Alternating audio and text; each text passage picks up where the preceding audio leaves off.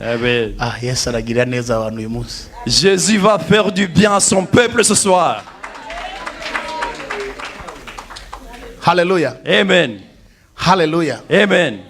Hari igihe abantu babona igitangaza cy'Imana bamwe bakagira ngo ni magie. Il y a des fois où les gens vont voir les miracles de Dieu et d'autres pensent que c'est une magie. Kuko abantu benshi batajya basobanukirwa. Parce que beaucoup de gens ne comprennent pas. Ntibajya bamenya. Ils ne savent même pas. Ntibajya basobanukirwa uko Imana yacu ikora. Ils ne comprennent pas comment est-ce que notre Dieu Ariko agit. kububaha Imana. Mais pour ceux qui obéissent leur Dieu Kandi kubizerira ijambo. et pour ceux qui croient la parole, Ntacyo Imana idashobora gukora. rien d'impossible devant Dieu. Ntacyo Imana idashobora gukora. Rien d'impossible devant Dieu. Ntacyo Imana idashobora gukora. Rien qui lui est impossible. Hallelujah. Amen. Nzi ko Imana Je sais très bien que Dieu, iyavuzwe n'abatubanjirije qui a été confessé par les gens qui nous ont devancés, igahamwa n'intumwa n'abahanuzi il a été témoigné par les apôtres, igahagurutsa n'abandi bakozi b'Imana. et Dieu a appelé beaucoup de N'uyu serviteurs de munsi Dieu. Yesu aracyamamara. Même aujourd'hui, le Seigneur Jésus Nta est jambo na proclamé. rimwe Yesu adashobora gusohoza ku buzima bwacu. Aucune parole que Jésus ne peut accomplir dans ta vie. Kubera ko Parce que ijambo rirambwira ngo la parole me dit, kuko ari nta jambo Imana ivuga ngo rihere. parce qu'il n'y en a pas une parole de Dieu qui Nta ne jambo. s'accomplit pas. Aucune parole. Nta jambo Aucune parole. na rimwe Aucune parole. Imana ivuga ngo rihere. Que le Seigneur parle et que ça va Icyo pas. Imana yavuganye nanje, C'est que Dieu a parlé avec icyo moi. Imana yavuganye nawe, C'est que Dieu a parlé avec nta toi. kabuza Imana izabisohoza. Il n'y a rien qui va l'arrêter. Dieu va Wizere Imana l'accomplir. gusa. Crois au Seigneur. Na nyuma ya zero Yesu arakora. Même au-delà des zéros, Dieu est fait. Amen. Amen. Hari ijambo tugiye gusangira Il y a une parole qu'on va partager kugira ngo ritugeze ahandi hantu. pour nous amener à un autre niveau. Riri muri 2 Samuel On va lire dans 2 Samuel, chapitre 6 au chapitre 6, du verset 8 du verset 8 tugeze kuri 12. à 12. 2 Samuel, Hallelujah. 2 Samuel chapitre 6, du verset 12. 8 à 12. Verset 8 à 12. On va lire au nom de Jésus. David fut irrité de ce que l'Éternel avait frappé Uza d'un tel châtiment. Et ce lieu a été appelé jusqu'à ce jour Péretz Uza. David eut peur de l'Éternel en ce jour-là. Et il dit, comment l'arche de l'Éternel entrait-elle de chez moi? Il ne voulut pas retirer l'arche de l'Éternel chez lui dans la cité de David et la fit conduire dans la maison d'Obed-Edom de Gath. L'arche de l'Éternel resta 3 mois dans la maison d'Obed-Edom de Gath et l'Éternel bénit Obed-Edom et toute sa maison. On vint dire au roi David, l'Éternel a béni la maison d'Obed-Edom et tout ce qui est à lui à cause de l'arche de Dieu. Et David s'est mis en route et fit monter l'arche de Dieu depuis la maison d'Obed-Edom jusqu'à la cité de David au milieu des réjouissances. Amen. Amen. Hallelujah. Amen. Imana ishimwe ni ijambo nari kuvuga ku bantu batatu gusa. Que Dieu soit loué. J'allais parler sur 3 personnes. Ariko turaza kuryumva neza dusomye Zaburi ya 33:6. Mais on va bien comprendre le message en lisant Psaume 60. 30 igice cya 33:6. Psaume 30, verset 6. Reka tuze kuhasoma. On va lire. Haravuga ngo kuko uburakari bwe ari ubw'akanya gato ariko urukundo rwe ruzana ubugingo. Ahari kurira kwararira umuntu nijoro ariko bwaca mu gitondo impondo zikavuga. Amen. Car sa colère dure un instant, mais sa grâce toute la vie. Le soir arrive des pleurs, et le matin l'allégresse. Ahari kurira kwararira umuntu nijoro.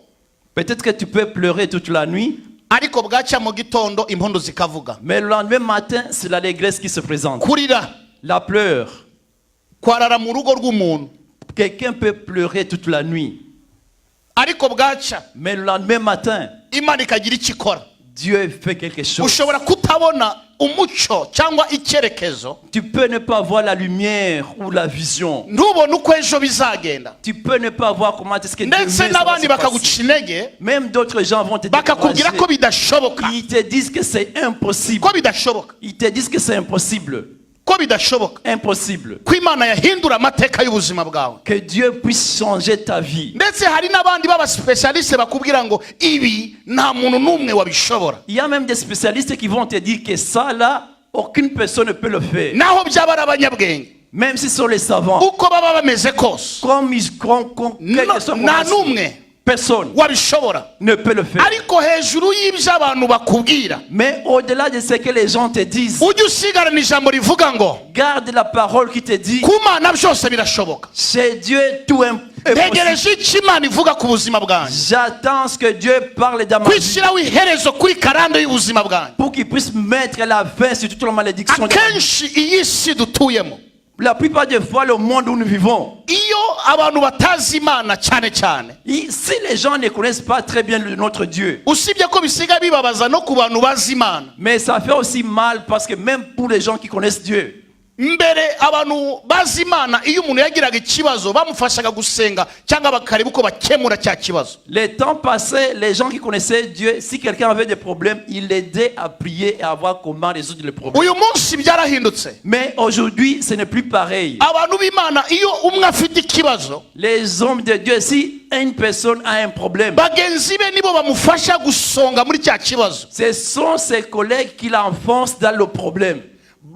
bagafasha mu kumusebya kandi ari bene se babugufi. Ils vont même le détruire alors que ce sont les frères et sœurs dans le Christ. Ariko mbere siko byari biri. Mais avant, ce n'était pas pareil. Usomye ibyakozwe n'intumwa igice cya gatatu cya kane nabwo ariko biri. En lisant les Actes des Apôtres, chapitre 3, 4, 5, c'est pas Abakristo pareil. ba mbere babaga hafi kandi bagafashanya uko buri wese akennye ndetse n'uko buri wese afite ikibazo. Les premiers chrétiens étaient unis et s'entraidaient comme ils le pouvaient, suivant les problèmes de chacun. Ntabwo byari bikwiriye ko ab'isi Ce n'était pas normal que les gens du monde bamenya ikibazo mwene so afite, sachent le problème que ton frère et sœur a. ahubwo ab'isi bakagomba kumenya uko Imana yawe ishoboye kukuvana muri ibyo, kandi abakristo bakashoboye kugusengera mu gihe wabonewemo. Par contre, les gens du monde doivent savoir comment est-ce que Dieu peut te tirer tes problèmes et que tes frères et sœurs prient pour toi. Niyo mpamvu buri wese agomba kumenya, C'est pourquoi chacun doit savoir iyo usenga, quand tu pries, iyo usenga, quand tu pries, iyo usenga, quand tu pries, iyo usenga, quand tu pries. umunyamabanga wa mbere Le premier conseiller, n'umwuka wera c'est l'Esprit Saint na Kristo waguhamagaye et Jésus qui t'a n'Imana appelé. data iri mu ijuru, Et Dieu qui est dans les cieux. nibo bagomba kumenya C'est eux qui doivent savoir uko urara uko wirirwa, comment tu passes la nuit, comment tu passes uko la ubuzima journée. bwawe bumeze bwa buri munsi. Ils doivent savoir comment tu fais ta vie. Abandi muri iki gihe Les autres pour le basigaye moment, bashaka kumenya bonane, ils veulent savoir bonne année. atari urundi rukundo rwo kumenya bonane, C'est pas notre amour. ahubwo barebe uko bonane bamushwanyaguza hanze, Mais pour savoir comment est-ce qu'ils vont les détruire à l'extérieur. barebe uko barangiza bonane hanze. Pour savoir comment est-ce qu'ils vont la... Ntabwo ari avec. ubukristo. C'est pas le chrétien. Abo nibo Petero yavuze, Ce sont ces gens que Pierre bamwe a dit. binjiye muri mwe baseseye, Les gens, les secteurs sont rentrés en vous par infiltration. binjiye, Ils se sont infiltrés. binjiye Ils se sont infiltrés. baseseye rwihishwa, Ils se sont cachés en entrant. bafite ishusho yo kwera Ils ont l'image de la sainteté. ariko bayihakanisha imbaraga zako, Mais ils sont contre la sainteté par leurs œuvres. kuko nta mukristo Parce qu'il n'y a pas de christianisme wanezezwa n'ibyago by'undi, qui peut être content par rapport au ahubwo malheur de umukristo l'autre. w'ukuri Mais le vrai chrétien, agomba kurira mu gihe mwene se yahuye n'ikibazo, il doit pleurer avec son frère quand il kuko a des bibiri problèmes. iravuga ngo Parce que la Bible nous dit, babarana n'ubabaye, j'ai ma triste avec celui qui a tristé nezeranwa n'unezerewe, et je suis content avec celui qui est niko content. ijambo ry'Imana rivuga, C'est ce que la parole de Dieu nous dit. kandi niko buri wese akwiye kumenya, Et c'est comme ça qu'on doit savoir. kuko Imana ari iyacu Parce que le Dieu est pour nous. kandi ifite imbaraga Il a la puissance zo guhindura byose kuba bishya. pour changer tout et ça devient nouveau. Ndavuga amen, Qui dit Amen. haleluya. Amen. Imana yaguhamagaye Dieu qui t'a appelé. Imana ikampamagara. Dieu qui m'a appelé. Ishaka ko jewe nawe Il veut que moi et toi, mubere igisubizo. que nous soyons une Nawe réponse. umbere igisubizo. Et toi qui sois une réponse. Dutegereze Yesu. En attendant Jésus, Twese duhekanye. moi et toi, nous tenons Twese les mains. turi umwe. Moi et toi, nous Yesu tenons nabibona ari mu ijuru. quand Jésus le voit dans Asange les ko cieux, ataducunguriye ubusa. il va comprendre qu'il nous a pas Asange sauvés. ko yaducunguye. Il nous a sauvés. Kandi ico yaduhamagariye. Et la raison pour laquelle il nous a Nasengera appelés. icyifuzo cyawe. Quand je prends ton Nkumva ngishizeho umutima. je prends tes problèmes, je les garde dans mon cœur. Ndagusengera ngishizeho Et umutima. je prie avec mon cœur. Kugira ngo ubone Imana igusubiza. Pour que tu vois Dieu qui Kugira ngo agit. ubone Imana igutabara. Que tu vois Dieu qui te sauve. Kugira ngo ubone Imana igukorera imirimo. Que tu vois Dieu qui agit dans ta vie. Watabarwa. Avant de tomber. Watabarwa. Quand tu es secouru. Nanjye nkanezerwa. Moi aussi je suis content. Nazi imbere ngahimbaza Et Imana. quand je viens devant, je danse pour le Ngabyinira Seigneur. Imana. Je loue le Kuko Seigneur. mushiki wanjye yatabara. Parce que ma soeur Kuko a été mwene secourue. data Mon yatabara. frère a été secouru. Yahagarara ashima Imana. Quand il se tient pour louer le Twese Seigneur. tugafatanya nawe gushima Et nous Imana. ces gens avec lui. Nico le bita Seigneur. itorero rya Kristo. C'est ça l'église de Christ. Wagira ibyago. Quand tu as le malheur, Nanjye nkaza. moi aussi je viens. Twifatanya nawe. Je me joins à toi. Tukarira hamwe. On pleure ensemble. Haleluya. Amen. Imana ikaba iyacu. Et Dieu devient Imana nous. ikatugirira neza. Et Dieu nous fait du Imana bien. ikadutabara hamwe. Et Dieu nous secourt. Kuko ariyo Mana yacu. Parce que c'est notre Ifite Dieu. imbaraga Il a la puissance n'ubutware et n'ubushobozi. l'autorité. Haleluya. Amen. Duhereze Yesu icyubahiro. Glorifions le Seigneur. Icyo kirumvikanye. Est-ce que ça se comprend? Yesu Jésus, nta kindi azatubaza. il apporte des choses qu'il va nous demander. Azatubwira ngo Il nous dira, icyo nabakoreye ni igiki. qu'est-ce que je n'ai pas fait pour vous? Icyo mwakoreranye ni igiki. Qu'est-ce que tu as fait pour ton frère? Icyo nabakoreye ni igiki. Qu'est-ce que j'ai fait pour vous? N'icyo mwakoreye abandi ni Et igiki. qu'est-ce que vous avez fait pour les autres? Haleluya. Amen. Haleluya. Amen. Haleluya. Amen. Haleluya. Amen. Haleluya. Amen. Haleluya. Amen. Haleluya. Amen. Turi mu modoka yewe na Pastor Charles na madame we n'uriya mwana mutoya. En étant dans l'auto, moi, Pasteur Charles et son épouse et le petit enfant, Nababwiye nawe narose mu ijoro. je leur ai dit que j'ai eu un songe. Mbona marayika asanze mama Pasteur yicaye munsi y'igiti. J'ai vu que l'ange a rencontré maman Pasteur assise. Mbona afite impeta. Elle avait une bague. Aramubwira ngo ko mbona ubabaye ngo iki nike iyi zahabu ni kubabaje. Et l'ange a demandé, je te vois attristé, c'est à cause de cet or qui te fait attrister. Ngo narayitaye kandi ndayibura. Il a dit, je l'avais perdu. Suko nababajije. C'est ce que je vous ai demandé. Suko nababajije. C'est ça que je vous ai demandé. Amen. Amen. Nagiye gukaraba ahantu impeta irabura. Eske reka maze ngubaze mama Pasteur. Je vais te demander, mon pasteur. Wayitaye muri downtown. Tu avais perdu Sibyo? ta bague. Wayitaye aho waruri. Là où tu étais. Muri aho mwari muri. Siko biri. Là où vous étiez. Wizeye ko uyu munsi Est-ce que tu crois qu'aujourd'hui, kumana nsenga le Dieu que j'ai ko pris, watahana iyo meta uvuye mu materaniro que hano. tu peux rentrer avec ta bague en quittant les réunions d'ici? Noneho rero Alors, ujya ubona ibitangaza by'abandi. tu vois les miracles des autres. Hurahiye Imana. Je te jure le Seigneur. Wayitaye uri kumwe wowe n'umugabo wawe n'umwana wawe. Tu avais perdu ta bague avec ton mari et ton enfant. Sinari kumwe nawe. Je n'étais pas avec vous. Siko biri. C'est ça. Ariko uyu munsi wa none. Mais ce soir, nusohoka hano si tu sors d'ici, marayika wansanze mu ijoro atayikuzaniye aha l'ange que tu as uramenya ko perdu, nasenga Imana y'ukuri. tu sauras que je ne prie pas un Dieu vrai. Niba ari buyiruke he simbizi. Je ne sais pas comment l'ange va l'amener. Banza bagwe mikrofone utubwire uko wayitaye. Dites-nous comment tu l'as perdu. Haleluya. Hari samedi twari twagiye muri restaurant muri ville hama nagiye ndayambaye nyene bisanzwe kwanza zari zibiri. C'était un certain samedi, on était allé dans un resto, j'avais porté 2 bagues comme d'habitude. Hama dushitseyo sinigeze menya ko yatakaye. Au resto, j'ai jamais su que la bague était perdue. Hama ngiye muri toilette gukaraba. Mwari kumwe nande. Nari kumwe n'umutware wanje n'umukobwa wanje Deborah. Muri bangahe? Turi batatu. On était 3 personnes, mon mari et ma fille Deborah. Okay. Hama nza kubiromarka yuko yakorotse nsigaranye imwe. Alors, dans la salle de bain où je suis allé me laver les mains, je me suis rendu compte que j'avais perdu ma bague. ndayishakisha ahantu hose, kuramo iyo yawe ishyire hano ku gicaniro. Amène ta bague, mets-la sur l'autel.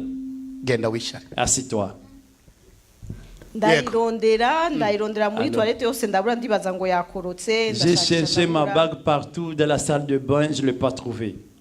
Sinigeze menya ko iyo yatakariye aho hantu canke mu nzira mu gatore mu modoka nta na hamwe sinigeze menya. J'ai jamais su où était perdue ma bague. Amaca ndagaruka ndabibwira umutware wanje ntega ndayibuze ya alliance sinzi ahantu. Alors j'ai parlé à mon mari que j'avais perdu ma bague d'alliance. acavuga ati turarondera aho twari twicaye. On a cherché là où on était assis. mais ntayo twigeze dutora. On n'a jamais trouvé la bague d'alliance. ndababara nyene mugabo nta shwa nari mfise. J'étais de la tristesse, mais j'avais pas de choix, c'était ça.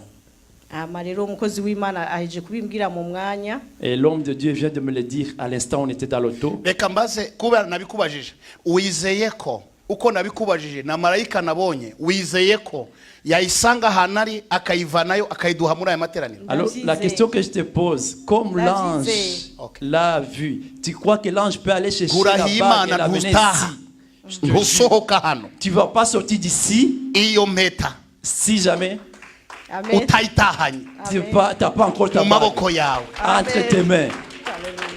Apani yanjye iyi niva hani. Non, pas la bague de Bishop, parce qu'elle ne bouge pas. Iyi ntabwo iva hani. Et la bague de Bishop ne bouge pas. Iyi ni yanjye. C'est la bague de Hari Bishop. ushobora kwicara ngo burya Bishop yavanye mwiye arayimuhereza. Tu veux penser que Bishop a tiré sa bague et lui a donné? Non. Cyangwa se wenda ayifite mu mufuka. Ou bien Bishop a la bague dans ses poches? Non, il n'y a rien. Oya. Il n'y a rien dans ses poches. Twataye muri ville. Pastor. Papa, Kamfuye. yeah. Je vais fouiller. Il n'y a pas de l'or dans ses poches. Uyu ni umugabo. Oui, j'ai tout fouillé. Là. Reba hose. Même partout là, il n'y a pas de bague avec lui. Ushobora kuvuga no wenda Bishop wasanga hari ikintu yara. Parce que tu peux penser que Bishop a gardé la bague dans ses poches. No. Moi j'ai fouillé, il n'y a rien. Wabyumvise? Hano. Ici. Wabonaga ibibyimba bikira abantu aho ngaho. Tu voyais la guérison pour d'autres personnes. Uyu munsi. Aujourd'hui. Uyu munsi. Ce soir. Uyu munsi. Ce soir. Uyu munsi. Ce soir. Uyu munsi. Ce soir. Niba Imana yakizaga abantu ako kanya. Si Dieu guérissait les gens. Nawe Imana ikuzanira icyakubabaje uyu mwanya. Et toi aussi que Dieu t'amène ce qui t'a fait mal dans ton cœur un instant. Abambaye alliance, abamama bambaye alliance muzinanire hano. Les mamans qui portent les alliances, donnez-moi. Zana duhamagare alliance ya mugenzi wawe. Venez, donnez-moi les alliances. On va appeler l'alliance de notre maman. Donnez-moi vos alliances, les mamans. Mumereza alliance ya. Donnez-moi vos alliances. Ninde undi wa. D'autres mamans qui portent les alliances. Mereza. Donnez-moi.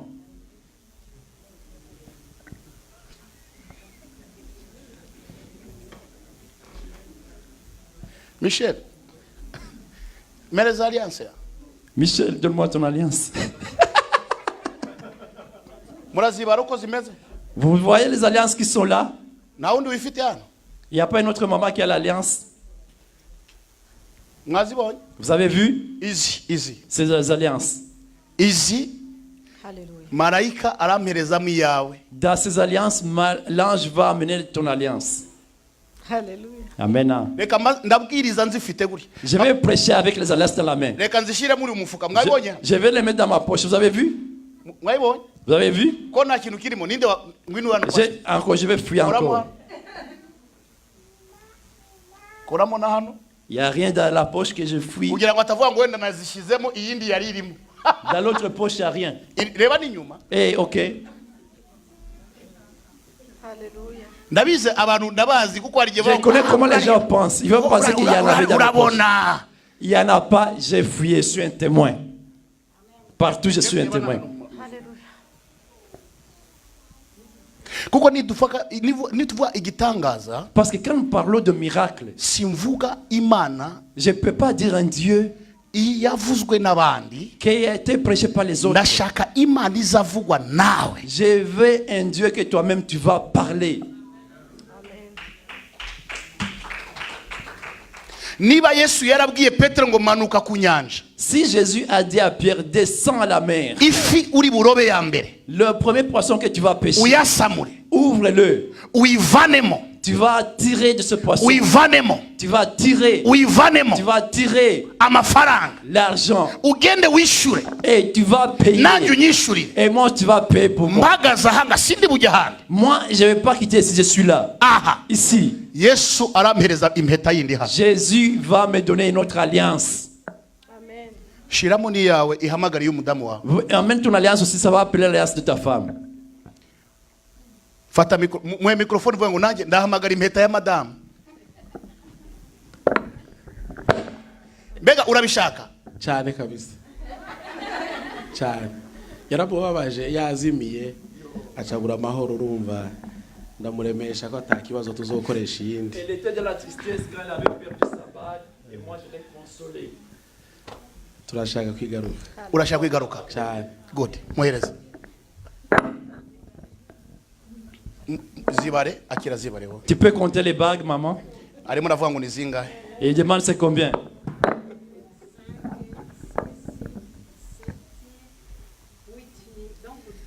Umpaye witi. Donc, Bishop a dans ses mains 8 bagues. Oh, merci. Merci beaucoup.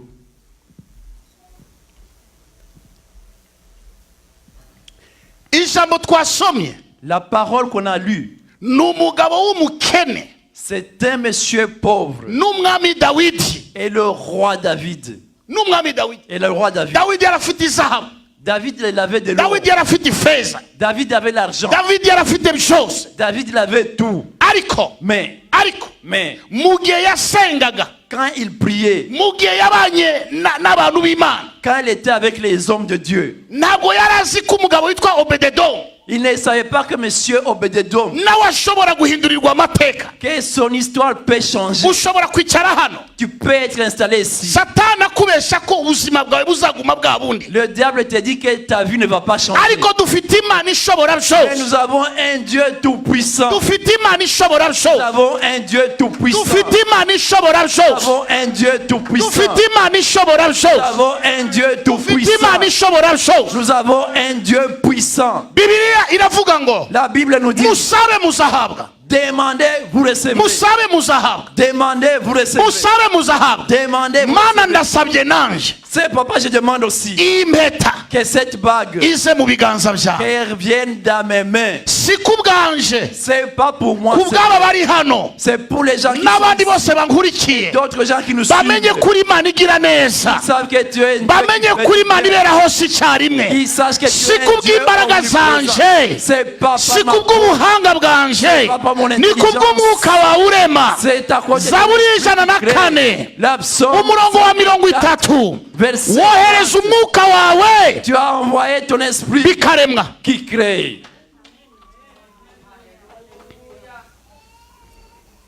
Nyumvira data, Écoute-moi, papa. kuko ari wowe ushobora byose, Parce que c'est toi qui es tout puissant. kuko ari wowe ushobora byose, Parce que c'est toi qui es tout puissant. kuko ari wowe ushobora Parce que byose, c'est toi qui es tout puissant. kuko ari wowe ushobora Parce que byose, c'est toi qui es tout puissant. kuko ari wowe ushobora Parce que byose, c'est toi qui es tout puissant. kuko ari wowe ushobora Parce que byose, c'est toi qui es tout kuko ari wowe puissant. ushobora Parce que byose, c'est toi qui es tout kuko ari wowe puissant. ushobora byose. Parce que c'est toi qui es tout puissant. Lipresi trova pai bone glole. Alléluia.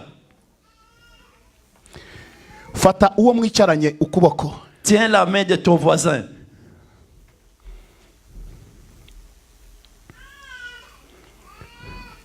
ukundi kuboko kuzamure hejuru, Et l'autre main, tu l'élèves en haut.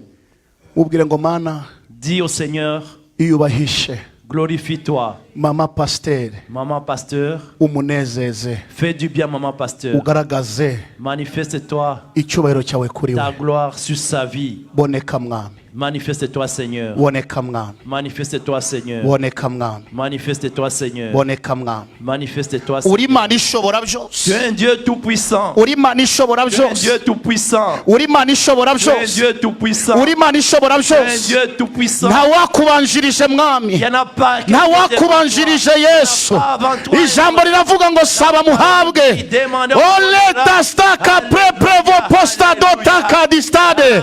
Welele mando taka sipula la la. Haya, shatraka bostai de lemanda. Bile prevo prisa sutraka de vedraido. Menengrai de stide shantraka de zaide. Holy zando mando. Prifo presisi kozada di manda. Are revere morera shadre lema. Refe presisi prova trakadove. Hey, Eloeka, Eloeka, Eloeka, Eloeka, Eloeka. Shati sutra, belebei, ominangraide, represido mando, bei, bei, bei, bei, lutresi privota, rachantreva, meniala, oh, maido, baido, precisanda, lele chitreva, meningraide, hai, hai, minei, liliva, rapre, retechidre, lemetra, rachatra, haya, haya, haya, haya,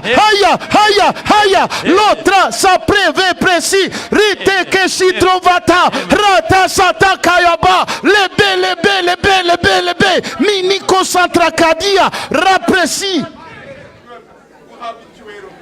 retesi de chante, Alléluia. haya, Aïe Seigneur. haya, Oh Lord. haya, Oh Lord. haya, Et oh Lord. haya. Oh Lord.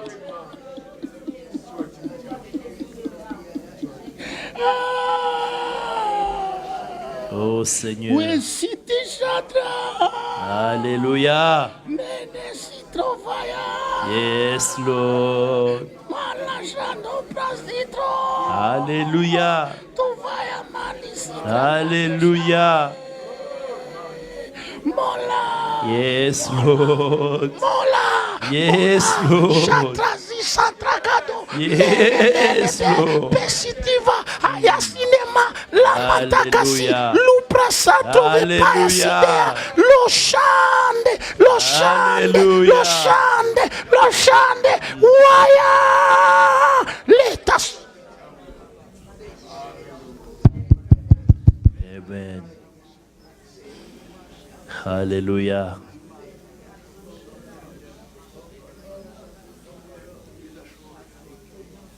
Merci Seigneur. Merci Seigneur. Merci Seigneur. Alléluia.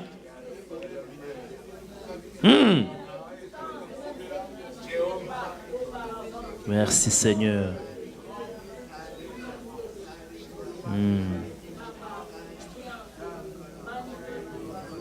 Agis Seigneur. Merci Seigneur. Alléluia. Alléluia. Oh Seigneur. Yes Lord. Kwiye gushimwa Mwami Imana. Wakoze Data wera. Merci Seigneur.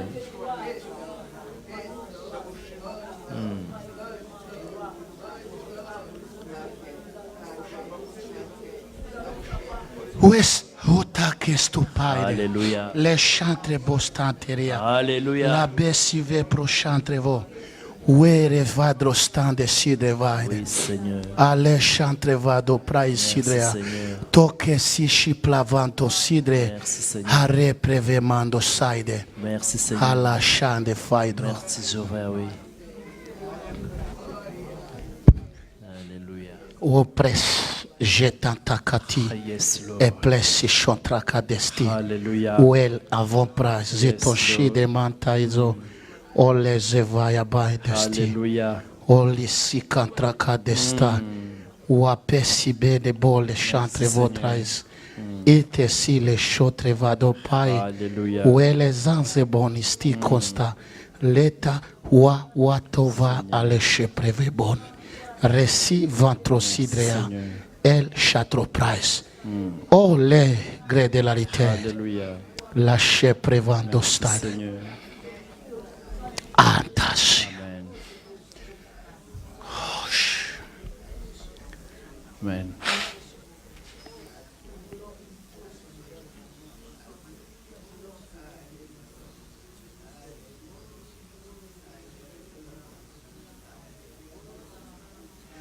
buri wese washizeho impeta mu maboko yanjye Que tout chacun qui a mis sa bague entre mes mains, usibye bariya sauf les deux, baze bayifate. que chacun vienne chercher sa bague. Un à un après l'autre. umwe n'uwundi Un après l'autre vient chercher sa bague. umwe ku wundi mugende buhoro buhoro. Un après l'autre. Une personne à la fois.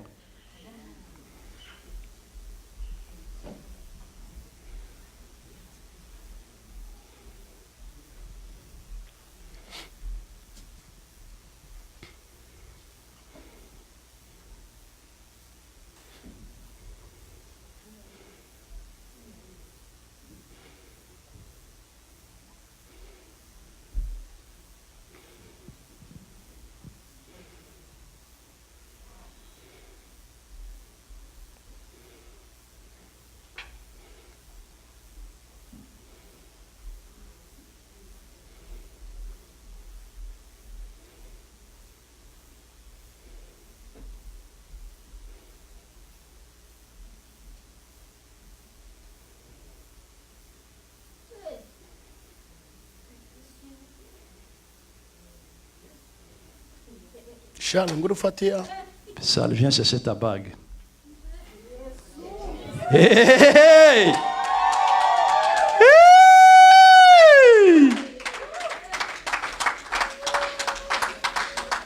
Fata niyo ngiyo Prends l'autre bague.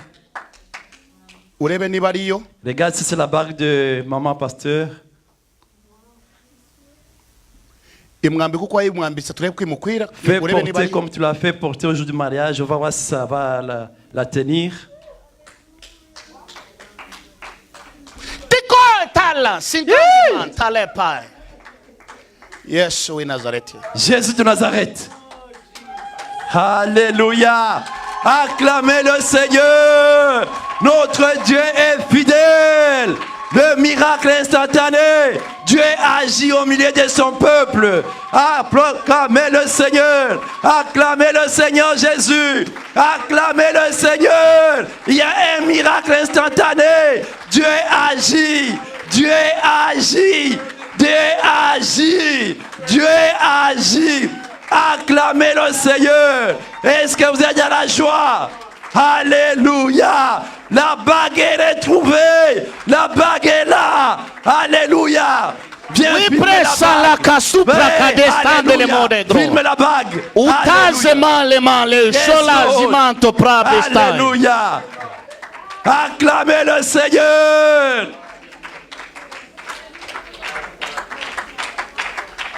Icyubahiro k'ibikimana nkorera. Que la gloire soit pour le Dieu que nous servons. Mbega yayibonye nawe.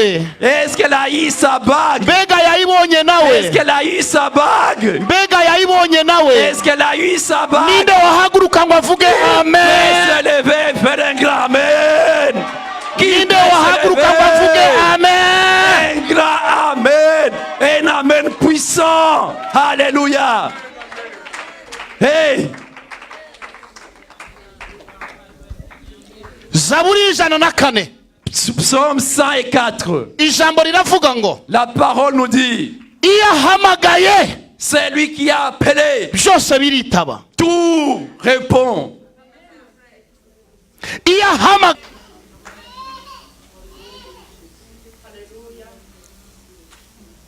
niba dusenga Imana ishobora byose, Si nous prions un Dieu tout-puissant, tugasenga Imana ikora, nous prions un Dieu qui ihindura amateka ku buzima bwacu, change l'histoire de... niki gituma abanyamahanga Pourquoi les étrangers, aribo bavuga ko bafite Imana, ils disent qu'ils ont Dieu. abapfumu n'abakonikoni Les sorciers et les nabo bakavuga ko féticheux, bafite Imana zabo. ils vont dire qu'ils ont leur Dieu. Ni ngombwa ngo Uwiteka waremye ijuru n'isi, C'est important que le Dieu créateur des cieux et de la terre, Imana ya Aburahamu na Isaka na Israheli, le Dieu d'Abraham, Isaac et Israël, imanifeste ku buzima bwawe. qu'il se manifeste dans ta vie. Ugisohoka hano uyu munsi, En sortant d'ici, ibidashoboka bishoboke. que ce qui est impossible devienne possible.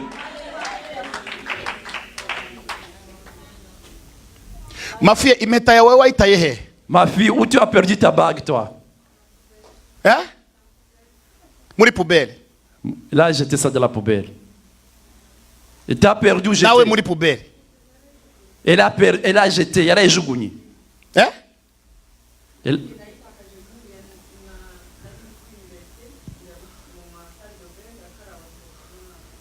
Elle aussi l'avait perdu de la même manière que maman pasteur. Umunsi umugabo wawe yaje. Le jour où ton mari va venir, Umbwire. dis-le-moi. Kuko nonaha mbikoze umugabo wa dahari. Parce que si je le fais tout de suite, ton mari n'est pas Yagira là. ngo nuwundi muntu wayikwambitse. Il va penser que c'est une autre personne qui t'a fait porter ça. Nkunda gukora ikintu gifite ubuhamya. J'aime faire des choses avec témoignage. Wowe icyatuma ntashobora kwihamagara. Toi, la raison pour laquelle je ne vais pas appeler ta bague, Kuko ntabwo nahamagara impeta y'umuntu wakubenze. parce que je ne vais pas appeler la bague de quelqu'un qui t'a... Ahubwo mbonye iyindi impeta ije Mais je vois une autre bague qui s'en vient. y'icyubahiro cy'Imana. Une bague de la gloire de Dieu. Ngwino hano. Viens. Ngiye gukora ikimenyetso Je vais faire un signe. cya declaration. Un signe de déclaration. Mu izina rya Yesu. Dans le nom de Jésus. Alliance. L'alliance, Ntabwo tunganya urutoki. on n'a pas les mêmes doigts. Bazane alliance y'umuntu munganya urutoki. Qu'on cherche une alliance. Zana iriya personne. marayika azanye hano. Il y a- Iyi ifite amavuta. Quelle alliance l'ange a amené? Elle est Iyi vraiment... marayika azanye ifite amavuta. Elle a de l'onction, cette alliance. Ndashaka kuyishyira ahangaha. Je vais te la faire porter Nirukana karande yose. pour chasser les malédictions. Bayikwambike nk'ikimenyetso cy'ubukwe n'ibirori. Qu'on te fasse porter une alliance comme signe de mariage et de cérémonie. Kwa jina la Yesu. Au nom de Jésus. Data mu izina rya Yesu. Papa, dans le nom de Jésus. Isimburanwe n'ikiza ku buzima bwiwe. Qu'il y ait changement du bien dans sa vie. Mu izina rya Au nom Yesu. de Jésus. Amen. Amen. Genda wicarane marayika Garde ça akomeze. avec toi. Agnès, pour quel ange? Utayijyana gusa. Mais n'est pas avec. Iyo ni igitangaza. Parce que c'est une alliance miraculeuse. Hallelujah. Amen. Ninde wavuga amen? Qui peut dire un grand amen? Ninde wavuga amen? Qui peut dire amen? Ninde wavuga Qui amen? peut dire un grand amen? Obededomu ntabwo ari hano. Oh, Obed-Edom n'est pas ici. Ntabwo ari hano. Il n'est pas ici. Ni wowe uri hano. Mais c'est toi qui... Muri aya mezi atatu tumaze dusenga. Dans ces 3 mois qu'on vient de Reka passer, Imana ibihindure. laisse que Dieu change. Reka Imana ibihindure. Laisse Dieu changer. Reka Imana ibihindure. Laisse Dieu le changer. Reka Imana ihindure. Laisse Dieu changer. Bimenyekane ko Qu'on le sache. erega Que ibyo dukora ce que nous faisons, udafite kwizera, c'est lui qui n'a pas la foi. udafite kwizera C'est lui qui n'a pas la foi. tushobora kumenya ibyo dukora. Tu ne peux pas comprendre ce qu'on fait. Utagira kwizera, C'est lui qui n'a pas la foi. utagira kwizera C'est lui qui ne croit pas. ushobora kwiruka. Tu peux fuir. Kavuga ngo no Tu vas dire non, non, non, non, non, non. n'amashitani. Ce sont les démons. Tu vas fuir. Kuko Yesu nawe yakizaga abantu bakavuga ngo ya nguriya mugabo afite dayimoni. Parce que Jésus aussi guérissait les gens et les gens disaient ah, il a les démons. Yakizaga abantu bakavuga ngo Yesu afite dayimoni. Jésus qui guérissait les gens, on déclarait que Jésus avait les démons. Abandi bakaba bafite bya bintu bimeze nk'aba magicien. Na magicien niki? Et les gens qui étaient comme des magiciens, oui, oui, les magiciens. Hari abamanu magicien babaho. Les magiciens qui existaient. Abandi bakavuga ngo no biriya wasanga hari aho bifitanye isano. Et les gens disaient peut-être que les choses de Jésus là, ça a des rapports avec les magies. La magie. Ijambo riravuga ngo La parole me dit, kuko nta rindi zina parce qu'il y a un autre, il y a pas un abantu autre twaherewe nom. gukirizwamo Nous avons keretse reçu izina rya Yesu Kristo c'est wenyine le seul nom de Jésus ubasha nous avons guhindura buri kintu cyose qui change tout kubw'imbaraga ze zikomeye. par sa puissance. Mama ndashaka kwirukanaho karande yo gusenya. Je vais te chasser Ouais. la malédiction de Ndashaka kwirukanaho karande yo gusenya urugo. la malédiction de destruction de famille. Satani yagushizeho karande y'umubabaro kugira ngo usenye, Le diable t'a mis la malédiction kugira ngo utazanezezwa pour que n'urushako. tu ne sois jamais contente dans le foyer. Amaso yanjye akubonye bwa mbere, C'est la première fois que je te vois. mbonye marayika aguhagazeho, J'ai vu l'ange sur toi. numva mbwiwe ngo nirukane iyo dayimoni yakwicayemo. L'ange me dit de chasser le démon qui a Imibabaro yawe tes malheurs, ihinduke kuba umunezero wawe, ton angoisse qui kuko aho change la umwanzi joie. yagutegeye Parce que là où l'ennemi t'a Imana igomba piégé, kukuvanayo Dieu veut te ikagushira ahandi. Dieu veut t'installer Wowe ailleurs n'ubuzima bwawe, dans ta vie wowe n'icyerekezo et cyawe, ton kuko orientation icyapa Satani yagushizeho contre le Yesu ari hano kugira ngo akigukurireho. Jésus va Uyu munsi imibabaro yawe yose aujourd'hui toutes tes n'agahinda angoisses, L'amertume. uri umuntu Tu es une personne ugira umutima mwiza, qui a un cœur très icyo ufite gentil. wumva wagisangira na buri wese, Tout ce que tu es, tu veux partager avec les gens. ariko akaga nuko nabugiriye neza nibo bakuvuga Mais nabi. par contre, les gens pour lesquels tu fais du bien sont des gens qui se retournent contre toi. Umwami Yesu Le Seigneur Jésus, ineza yose wakoze arayizi. tout le bien que tu as fait, il le sait. Umva nkubwire, Écoute-moi. uwagusenye n'uwagusenye ntabwo ari kure y'umuryango w'inzu yawe. C'est lui qui t'a détruit et qui a détruit ton foyer n'est pas loin de ta Ndashaka porte. kubwira Yesu w'i Nazareti Je vais dire à Jésus de Nazareth wavuze ngo si byiza ko umuntu aba wenyine, qu'il avait dit que c'est pas bien que akuvaneho ikimwaro n'igisuzuguriro cyose, qu'il enlève kubw'imbaraga ze n'icyubahiro par cye. sa puissance. Ndahamagara izina ry'Uwiteka J'appelle au nom de kugira ngo l'Éternel izina ry'Imana rikubohore, pour que le nom de Jésus iyo te dayimoni libère. gusohokemo, Que ce démon te quitte. iyo dayimoni Que ce gusohokemo démon te quitte. n'izina rya Au Yesu. nom de Jésus. Watuyeho kubaka urugo rufite uburame, Je confesse le cœur qui puisse partir watuyeho urugo rufite icyerekezo, un foyer avec une vision. watuyeho urugo rw'amahoro, Un foyer de paix. watuyeho urugo rw'umugisha, Un foyer béni. watuyeho urugo rufite imbaraga, Un foyer puissant. urugo rufite amahoro, Un foyer urugo de paix. rufite urukundo. Un foyer plein d'amour. Wabuze urukundo, T'as manqué l'amour. wambuwe urukundo, On t'a ravi ton amour. wariganijwe On urukundo, t'a volé ton ariko amour. Yesu kuko ari we mukunzi. Mais parce que Jésus est le seul amoureux. Mama, ibyo mvuga ni Ce ukuri, que j'ai dit c'est vrai, maman. ibyo mvuga ni ukuri, Ce que j'ai dit c'est vrai. c'est la vérité. C'est la vérité. Jewe ntabwo nkuzi, Moi, je ne te connais pas. turicarana nanjye, Je disais jamais assez avec ariko toi. Yesu wo nkorera, Mais le Jésus que je sers, icyapa kibi wari ufite le pancarte qui est mauvais que tu mbonye avais, marayika agikukuraho, j'ai vu l'ange enlever cette pancarte. ugiye kugira faveri y'Imana. Tu vas avoir la faveur de Dieu. Tunga amaboko hano ngo nagire faveri Élevez y'Imana. vos mains là-bas et dites qu'il est la faveur de Dieu.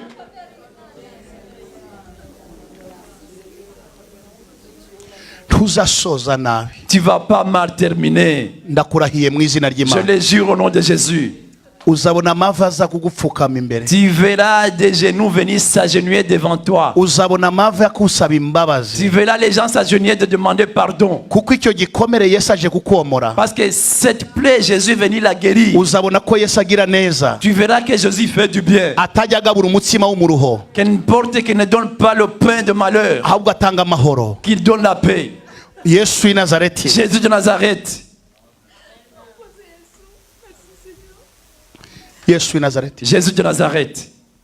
mu cyimbo cy'ubwihebe Dans la place de déception, ugiye kubona umunezero, tu vas avoir la paix, la joie. mu cyimbo cyo kubura À la place du manquement, ugiye kuronka, tu vas recevoir. mu cyimbo cyo kwangwa À la place d'être maudit, ugiye tu gukundwa, seras aimé. mu cyimbo cyo À la gutabwa place d'être ugiye rejeté, kugarukirwa, on va se mu retrouver gihe vers cyo toi. À kurekwa la place d'être abandonné, ugiye guhemburwa. on va Imana te niko.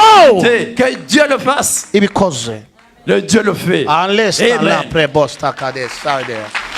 Amen. Hey, Allô. hey, Hey. hallelujah, Amen. hallelujah, Amen. hallelujah, Amen. hallelujah. Amen. Yesu ashimwe. Dieu tout-puissant. Imana yomora Le Dieu qui guérit mu mezi atatu dans 3 mois. uwateranye hano, C'est lui qui se réunit ici. ahubwo mbere yuko arangira Mais avant que uraba uri guselebura nka Obededomu, je sera en train de célébrer, urajya mu kazi byemere, urajya mu kazi byemere, tu vas aller au travail. urajya mu rushako Tu byemere, vas aller dans le mariage. urajya ahantu hose bikunde, Tu vas aller. kuko Uwiteka byemeye Parce que l'éternel ntawubasha accepte. kubihindura.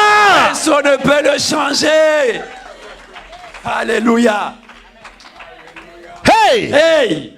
hallelujah, Amen.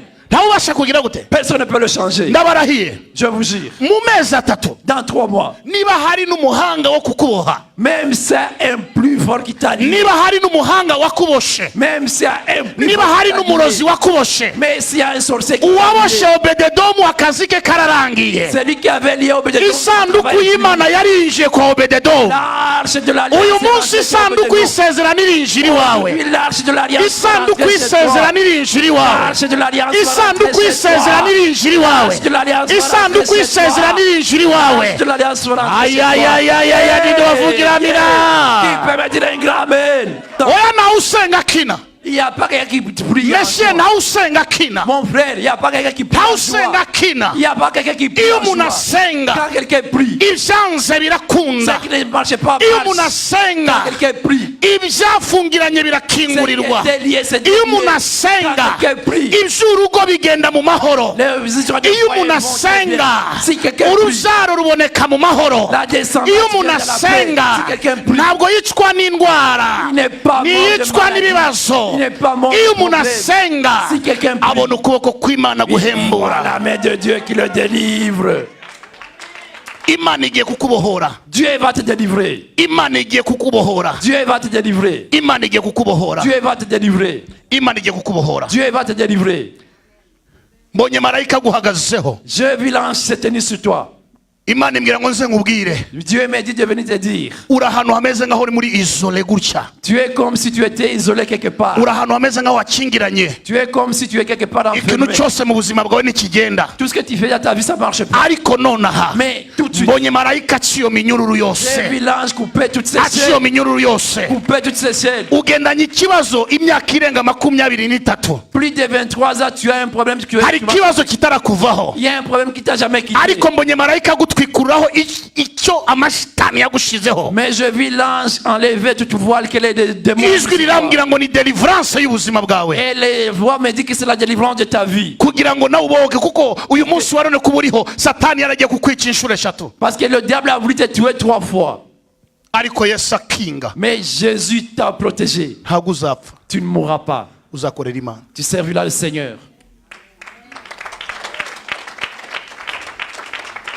yesu ni umukiza wawe Jésus, il est ton sauveur. yesu ni umukiza wawe Jésus est ton sauveur. utuye he Où tu vis? Bah, c'est Place Saint-Henri. J'habite à Place Saint-Henri. niho uba C'est là où je vis. wari umaze igihe uri mu kazitiro Ça fait longtemps que tu étais comme si tu étais dans un enclos. nta kintu na kimwe Rien. gipasa na kimwe Rien tu faisais, ça marchait. umeze nk'uri stuck uri bloke Tu étais comme ahubwo ibibazo bloqué. bikiyongeranya Mais c'est les problèmes qui s'ajoutaient. ibibazo encore. bikiyongeranya Les problèmes s'ajoutaient tout le ibibazo temps. bikiyongeranya Les problèmes s'ajoutaient tout le ukumva ahubwo gupfa bikurutiye kubaho temps. Et tu sentais que mourir, c'est- marayika Et aramanutse l'ange est descendu. cyewe ntabwo nkuzi Moi, je te connais ariko pas. mbonye intervention ivuye ku mana Mais j'ai vu l'intervention. kandi ije kukubohora Et ça vient te muri délivrer. karande yose Toutes les mu malédictions. bibazo byose Tous les problèmes. hari abantu bakuzi hano Il y a des gens qui te connaissent ici. Les Coumènes, mon frère. Je suis avec mon frère qui est là. haguruka Lève-toi. ibyo mvuze urabizi kuri uyu nguyu Ce que j'ai dit, tu le sais sur ce Hein? monsieur-là. Oui, c'est Nibyo. vrai. C'est vrai. uko ni ukuri C'est vrai. njye mba shaka ikintu cyo guhamya kuko Parce que- njyewe ni ubwa mbere mubonye Moi, je veux un témoignage parce Hein? que c'est la première fois que je le vois. uyu avuye mu mva Et lui, il quitte la tombe. uyu avuye mu mva uko umubona hano Comme tu le vois là, avuye mu mva il quitte la tombe. kuko satani yashaka kumwica Parce que le diable voulait le tuer. nawe yumvaga ko ubuzima yabuhaze Et puis lui aussi, il était rassasié de la vie. ari stuck ahantu Il hose était lié partout. ariko mbonye intervention ica iminyururu Mais j'ai yose vu l'intervention de Dieu qui... mbona imana imuhaye igikombe J'ai vu Dieu qui donne... ivanye igikombe gishaririye kuri we Dieu enlève la coupe mbona ahabwa amère igikombe gishasha et donne une nouvelle coupe. kuko waratanzwe Parce que tu as été sacrifié. waratanzwe Tu as été sacrifié kugira ngo wowe pour que toi, uzaba igitambo cy'imiryango yawe que tu sois un sacrifice de toute ta famille.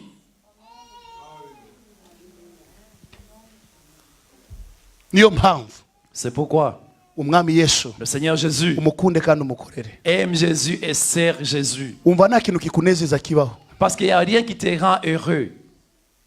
no kuza hano ni ubuntu bw'imana Même pour venir ici, c'est la grâce de Dieu. urareba iyi ntebe wicayeho Tu vois le siège où tu t'es iyo installé. utaza kuyicaraho Si tu ne pouvais pas hari t'asseoir, hamaze gukorwa inama ikuzimu uburyo bakujyana il y avait déjà une réunion dans les ténèbres pour voir comment t'emporter. wari uboshye igihe kirekire Parce que ça fait longtemps que tu es lié. uyu munsi wa none Aujourd'hui, abamarayika bajya kuvuza impundu kuko ntabwo ugipfuye les anges vont se réjouir parce que tu ne vas pas mourir.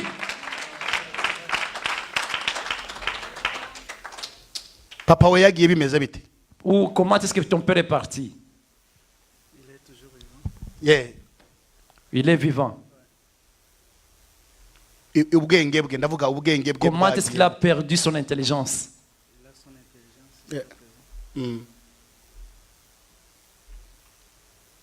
kuko ah ntabwo ari uburwayi mentale, ntabwo ari uburwayi C'est pas une maladie ntabwo ari mentale. maladie mentale, kuko ni uburwayi buri muri papa wawe. C'est une maladie qui est dans ton père.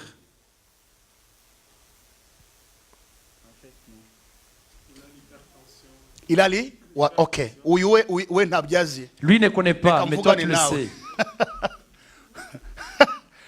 Papa wawe afite ikibazo. Ton père a un problème. Ndavuga ukuri Est-ce que je dis vrai?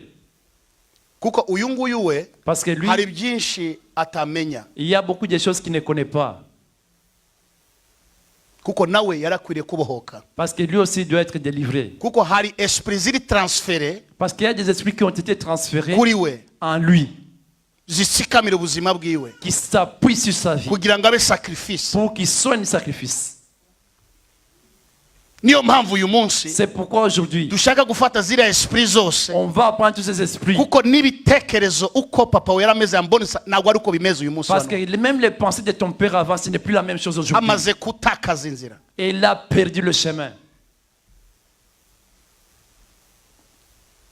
Kandi ndabona byose source aho iva, Et puis je vois toute la source de cette histoire. aho iva. Iyo ngiye gusengera umuntu ngo abohoke, Si je dois prier quelqu'un pour qu'il soit libéré, nshaka source y'ikibazo cyaho gituruka, je vais chercher la source de son problème. kugira ngo ye uyu mugozi wose ucike, Pour que toutes ces chaînes soient tombées. asigare ari muzima, Qu'il reste libre. asigare akorera we n'ubuzima bwiwe na famiye ye igihe cyose Qu'il puisse être capable de y'ubuziraherezo. servir, de travailler pour sa famille longtemps. bashakira amazi. On cherche moi de l'eau, des bouteilles d'eau. Ndakuvana mu mazi mu izina rya Yesu. Je vais te tirer de l'eau dans le nom de Jésus.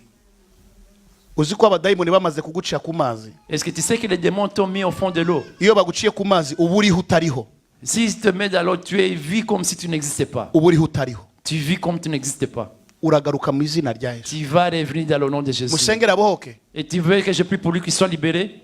musengera akire, Tu veux que je prie pour lui qu'il soit guéri? musengere abe muzima mu bandi. Tu veux que je prie pour lui qu'il soit normal avec comme les Urabishaka autres? se wowe? Toi, tu le veux.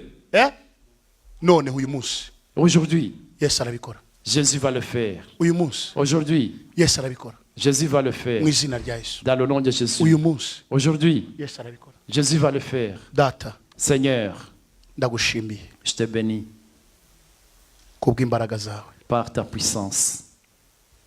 Amazi bamushizemo Là, l'eau où on l'a mis, kugira ngo azabe ntacyo yimariye ubuzima bwe pour qu'il soit inutile dans sa vie. mu mezi atatu, Dans 3 mois, Seigneur. isi itangare kubwe, Que le monde soit étonné à cause de lui. imiryango itangare kubwe, Que les familles soient étonnées à cause de inshuti lui. zitangare kubwe, Que les amis soient étonnés à cause de lui. ikuzimu barekure ubuzima bwawe. Que dans les ténèbres, on lâche Tunga sa vie. amaboko hano, Et tendez vos mains buri là-bas. wese atunga ibiganza bye hano. Tendez vos mains là-bas, on va prier pour lui. Zamura amaboko yawe Élève tes mains. mu izina rya Yesu, Dans le nom de Jésus. mu izina rya Au nom de Yesu, Jésus. mu izina rya Au nom de Yesu, Jésus. mu izina rya Au Yesu. nom de Jésus. Ndavuze ngo ubeho, J'ai dit, sois, ubeho, existe, ubeho, existe. imizimu yose, Que tous les démons, abarozi les bose, sorciers, abafumu bose, les féticheurs, imyuka mibi yose, les mauvaises- irekure, qu'il laisse, irekure, qu'il lâche, irekure, qu'il lâche, irekure, qu'il lâche, isoke muri wowe, qu'il sorte de toi. isoke muri wowe, Sors de toi. isoke muri wowe, Sors de toi. isoke muri wowe, Sors de toi. isoke muri wowe, Qui sort de isoke toi. muri wowe, Qui sort de toi. ubwenge bwawe bugaruke, Que ton intelligence revienne. umutima wawe ugaruke, Que ton cœur ubwenge bwawe bugaruke, Que ton intelligence umutima wawe ugaruke, Que ton cœur ubwenge bwawe bugaruke, ton intelligence revienne. mu izina rya Yesu. Dans le nom de Jésus. Ngushize mu bakorera Imana, Je t'ai mis parmi les gens qui servent le Seigneur. ngushize mu bakorera Imana, Je t'ai mis parmi les gens qui servent le Seigneur. uhasanga uburinzi bwo kukubeshaho Tu auras la garde qui va te protéger. mu izina rya Au Yesu. nom de Jésus. None nsengeye papa wawe, Voilà, cet instant, je prie pour ton Père. marayika ukubohoye L'ange qui vient te délivrer. nawe amubohore, Qui délivre aussi ton Père. asenyure ibicaniro byose Qui détruise tous les hôtels. bigomba kubatwara Les hôtels qui veulent vous mu emporter. izina rya Yesu. Au nom de Jésus. Ubwenge bwe we buzima, Que son intelligence soit normale. imitsi y'umutima ikire Que les nerfs de son cœur. mu izina rya Yesu. Dans le nom de Jésus. Diyabete isoke muri we Que la diabète sorte. mu de lui. izina rya Yesu. Dans le nom de Jésus. umugongo ukire kuri we son dos mu guérit. izina rya yesu Dans le nom de Jésus. nawe ubwawe Et toi, ubohoke que tu sois mu libéré. izina rya yesu Dans le nom de Jésus. mu izina rya Au nom yesu de Jésus. urakoze yesu Merci Seigneur Jésus. nkwaye amazi Bois cette Fungura. eau. Tout de suite, bois. Ouvre et bois. abana nande Il vit avec qui? ujye umusura cyane Visite-le parce qu'il vit seul. wabyumvise Oui. kandi yesu azajya gusura buri munsi Et Jésus te visitera tous les jours. ntacyo kibaye finito Rien ne va pas t'arriver, c'est fini. tuvuge ngo kirarangiye Disons que c'est fini. pe kirarangiye C'est fini complètement. umuntu nsenge fini La personne pour laquelle j'ai pris, c'est fini complètement. hagarara hano Tiens-toi ici. tuzahora tugushima On te louera Faut t'abdiner. toujours.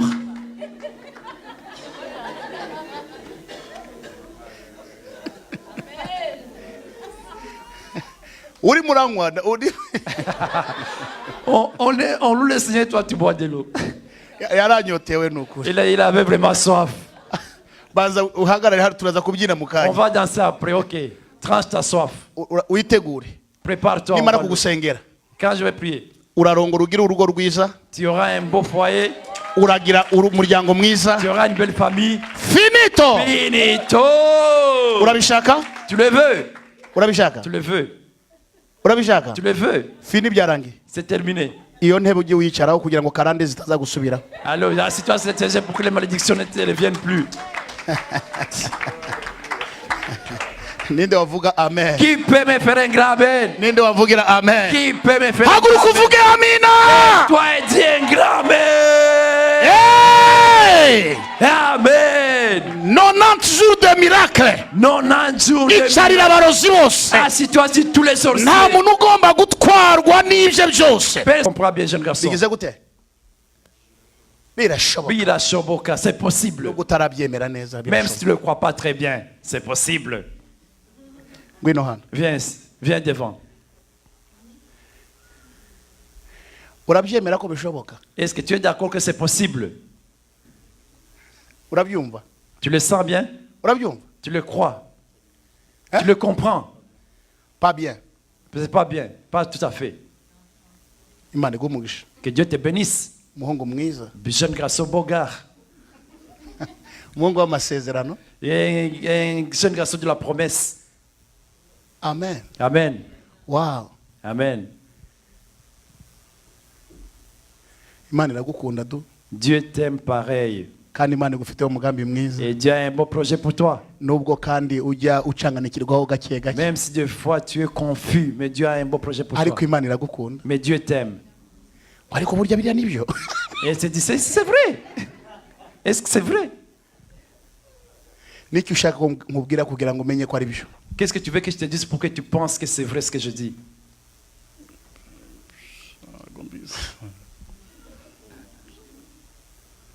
pour le moment Pour le moment, tu ne sais pas. iyo umuntu tuvuge avuye nk'aha ngaha Si nous disons par exemple quelqu'un quitte ici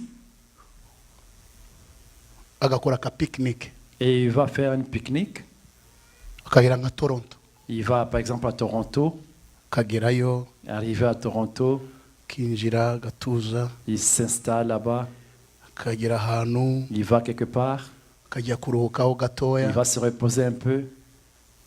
aba ashaka kugira ngo agire gute Qu'est-ce qu'il veut avoir? Qu'est-ce qui veut arriver, quoi? ko kuruhuka Il veut juste se reposer, se détendre. se détendre kuruhuka aha hanyuma se aho yarari ntabwo yaruhukaga Là où il était, est-ce qu'il ne pouvait pas se détendre?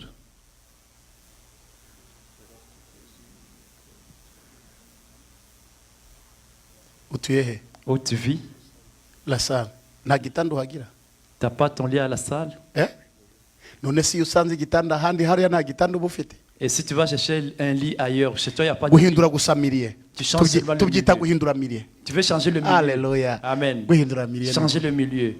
ayi Ah oui, ko ni ukuri ça c'est la vérité. uzajya ubikora rwose uhindure kamiri Change le milieu tout le temps. sibyo Oui. uzajya uhindura ukamiriye. Change le milieu. Wari wagera Toronto? T'as déjà été à Toronto? Hein?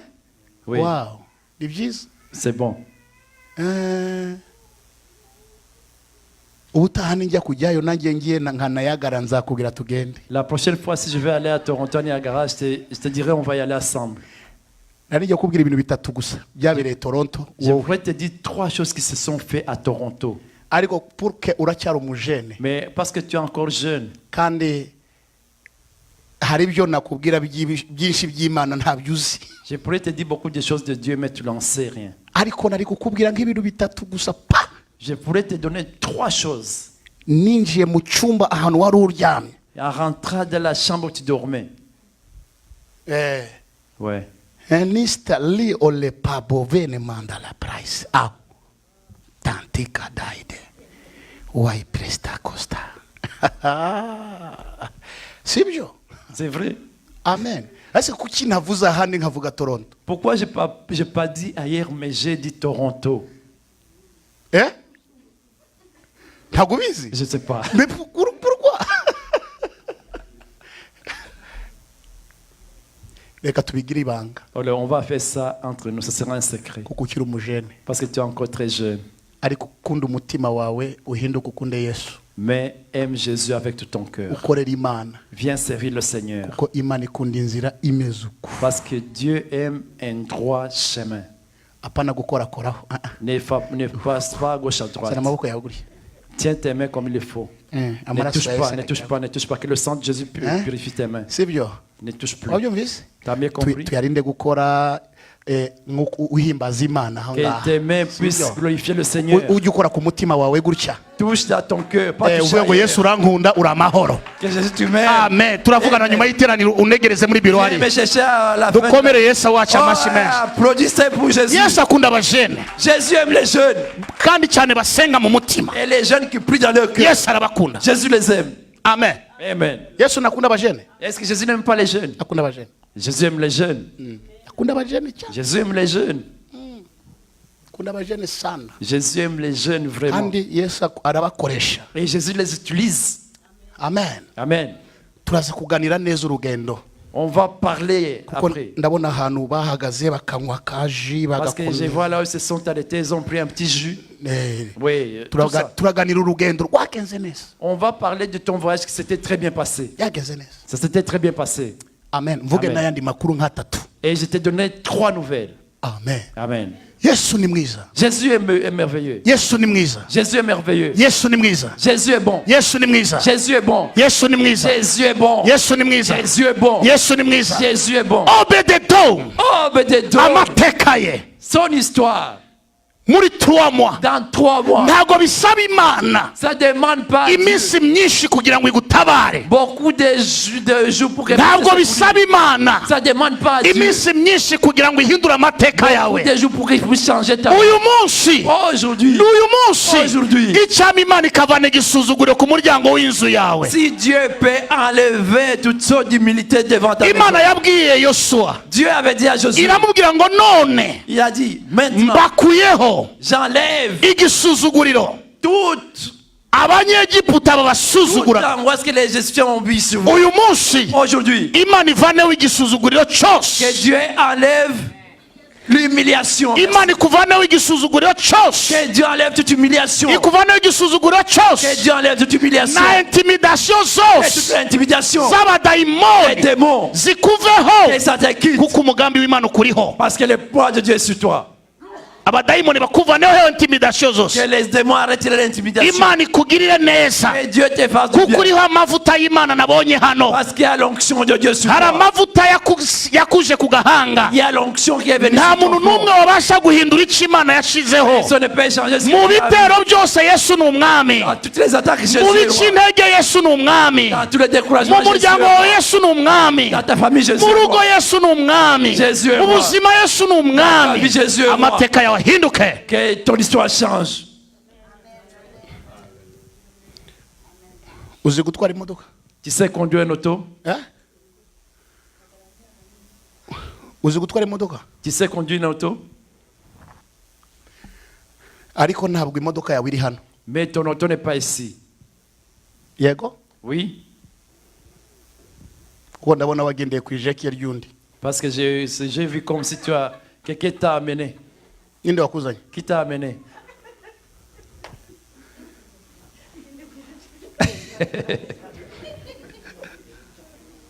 Imana ya Israeli. Le Dieu d'Israël.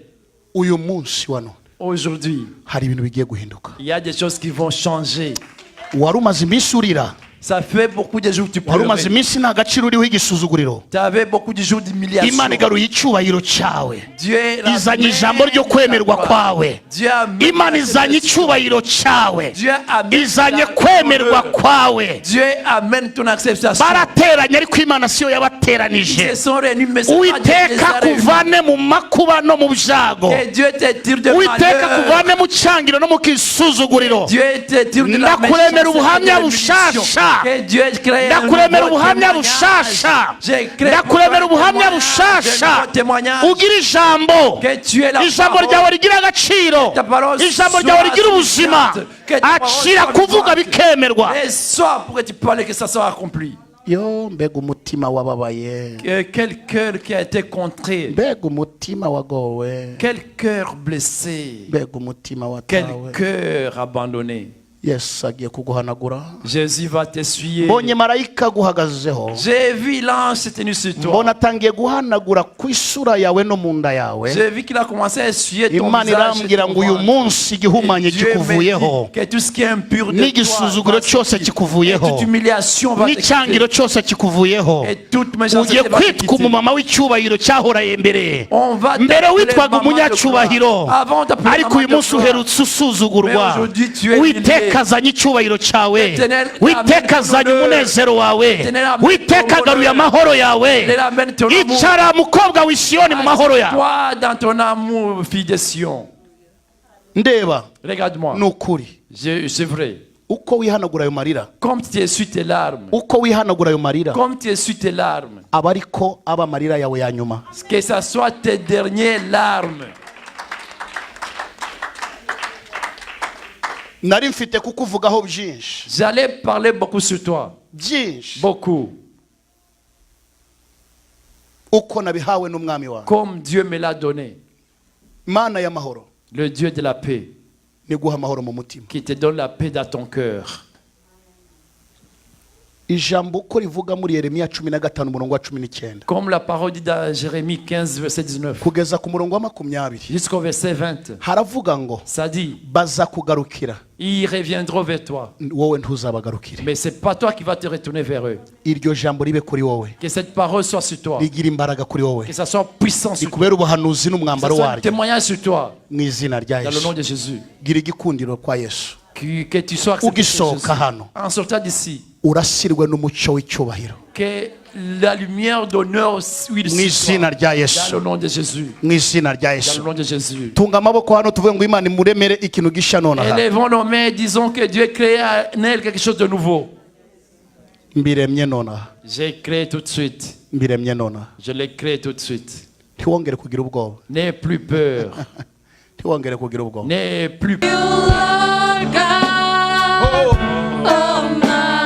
Almighty, holy is your name, holy is your name, holy is your name. You are holy, You are holy, holy Lord.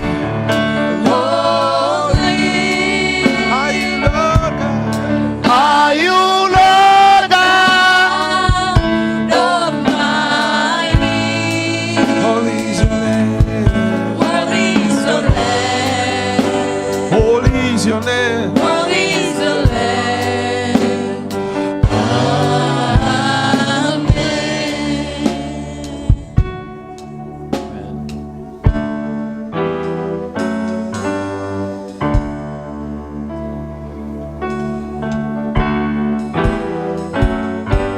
Amen. Zamura amaboko yawe yombi hejuru. Élève tes deux mains en haut. Hari ijambo nasomye aho ngaho nonaha, Il y a la parole que j'ai lue tantôt. mu ijambo nateguwe, La parole que j'avais prévue. Zaburi ya 20 Psaume 20, umurongo wa mbere verset 1 uyirangize yose et tu vas tout lire. ikubere profesi yawe. Que ce soit la prophétie à toi. Haleluya. Amen.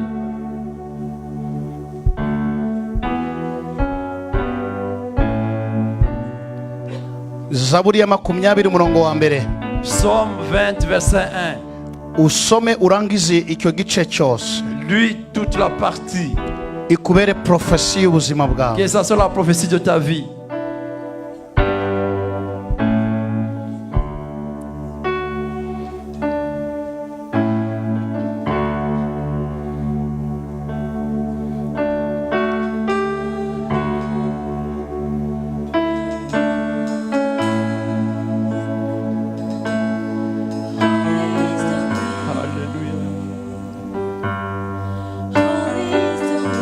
Quand est-ce que tu vas arriver à Kinshasa, maman?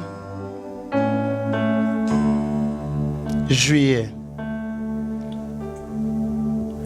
Nahagera Quand tu seras rendu à Kinshasa, uzabandamukirize dis-le bonjour de ma part. wambwirire ngo Jilolo Jimpe Jilolo Jimpe mwana wa Nzambe.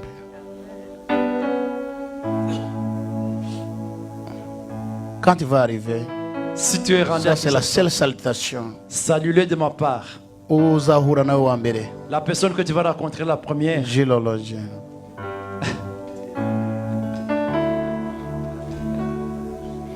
Ni kuvuga iki? Ça signifie quoi? Bonsoir. Bonne soirée, bonsoir. Bonsoir. Kuko uzahagera ku mugoroba. Parce que tu seras rendu là-bas le soir.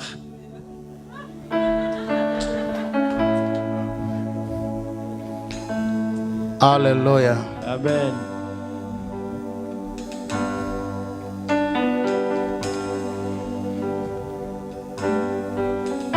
Ukuboko kw'Imana kukuriho. La main de Dieu est sur toi. Uwiteka aza gukoresha iby'ubutware. Dieu te fera faire des choses de braves. Imana izabana nawe. Dieu sera avec toi. Imana izagendana nawe. Dieu marchera avec toi. Imana izazamura aya maboko akore business muri icyo gihugu. Dieu va élever tes mains pour faire le business dans ce pays-là. Uzajya usohoka muri icyo gihugu uzane iyindi business muri icyo gihugu. Tu quitteras ce pays et amener d'autres business dans ce pays. Aho uzavugira ubutumwa bwiza. Là, tu vas prêcher la bonne nouvelle. Kandi uzabona n'ibitunga umubiri ukoresheje aya maboko. Et tu auras ce qui va nourrir ton corps en se servant de tes mains. Aya maboko yawe azakora cyane. Tes mains travailleront beaucoup. Kandi icyo gihugu kizarekura umugisha wawe. Et ce pays lâchera ta bénédiction. Kuko Imana igufunguriye imiryango hariya. Parce que Dieu ouvre les portes dans ce pays. Mbonye n'abavandimwe barekura umugisha ukaza mu maboko yawe. Je vois même les frères lâcher la bénédiction venir dans tes mains. Mbonye kandi baguhereza. Je vois qu'ils te donnent. Nguko abavandimwe ba Yobu bamuhaga. Comme les frères de Job lui donnaient. Mbonye nawe hari abantu barekuye umugisha uje mu maboko yawe. Je vois aussi pour toi d'autres gens lâchent la bénédiction venir dans Kandi tes uwo mains. mugisha wiyongeye ku mugisha wawe. Et cette bénédiction s'ajoute à ta bénédiction. Kandi Imana iguhaye kwaguka. Et Dieu te donne à t'élargir. Ugiye guhura nabo maze imyaka myinshi utababona. Tu vas voir les gens que tu n'as pas vus il y a beaucoup Imana igiye d'années. kuguha n'abandi bantu bashasha. Et Dieu va te donner aussi des nouvelles personnes. Abandi bantu bashasha utarabona. Les nouvelles personnes que tu n'as jamais vues. Ugiye kubabona. Tu vas les voir. Ugiye kubana nabo. Tu vas être avec. Ugiye kubasengera. Tu vas prier pour. Baza kubera umugisha. Ils seront la bénédiction pour Bazabera toi. umugisha umugabo wawe. Ils seront la bénédiction pour ton mari. Bazabera umugisha urugo rwawe. Ils seront la bénédiction pour ton foyer. Uwiteka ari kumwe nawe. L'Éternel est avec toi. Oh, holy. Alléluia. Holy are you, Lord God, love my ear. Holy is the Lamb, holy is the Lamb. You are holy, holy, holy. Prosta kale. Ti talanga zabone mantaide. Wela sapri bonesta kadolere. Holy is the Lamb. Holy is the Lamb.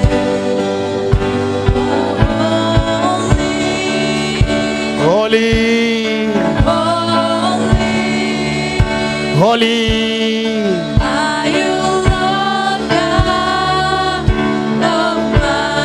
Almighty? Presta la zabolego. Holy is the Lamb. Lashe prakasti bonegroya. Holy is the Lamb. Eve mandole costa idea. Holy, Holy, holy, holy. are you, Lord God Almighty? Lascia prebostagne. Holy is the Lamb. Holy is the Lamb. You are holy, You are holy, holy. holy. Are you Lord? Are you Lord God Almighty? Holy is the Lamb. All is the Lamb. Holy is the Lamb. Holy is the Lamb. Holy.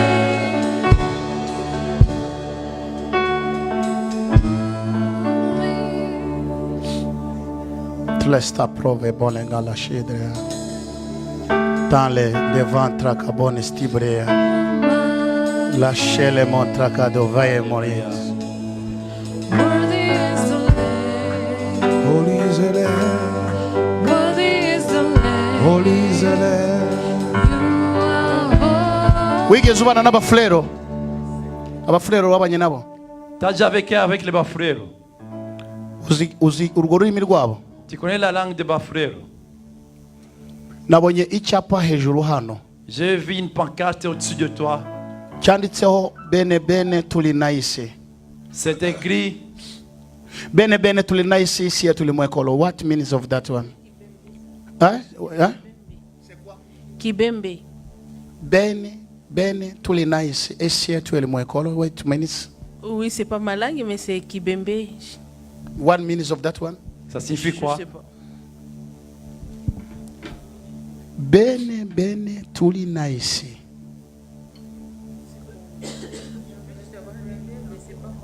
Ah, il y a quelqu'un qui connaît. Non, ce n'est pas ta langue. Non, non, non. Ça, ce n'est pas ta langue. Non, non, non. C'est navuzengo abo mwabanye. C'est navuzengo J'ai langue. dit les gens avec qui tu as vécu.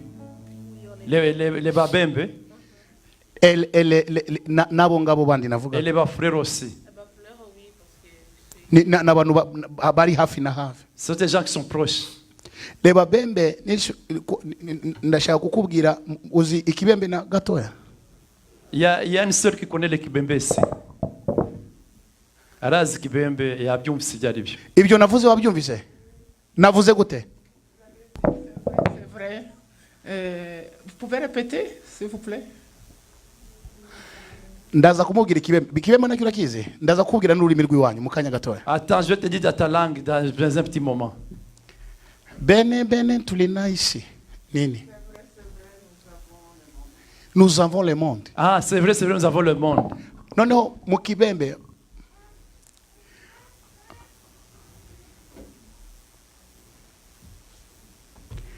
Makala mabele mabele. Hein?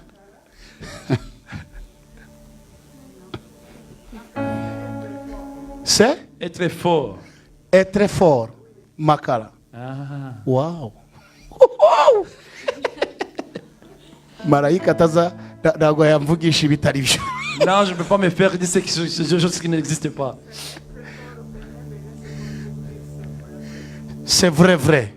Wow. Lema alingo si prevae. Nugusobanura iki? Ale prefo Francis Akido Pride bon.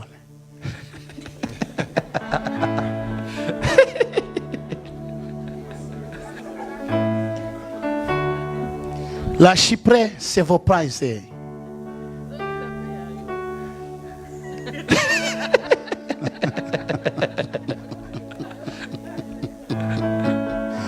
We bresta lo tanka de prai bonevaria. Ale, hallelujah. Amen. Hallelujah. Amen. Hallelujah. Amen. Hallelujah. Amen. Hallelujah. Amen. Hallelujah. Amen.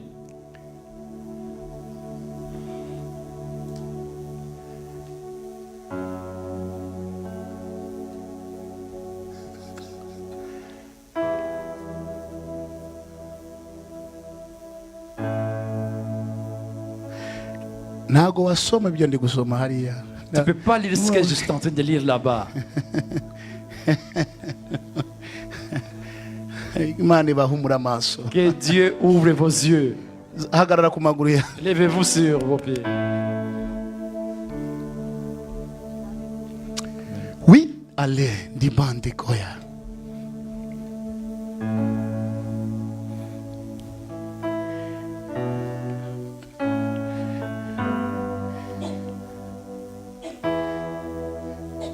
Ma fille, Imana ni nziza. Dieu est merveilleux.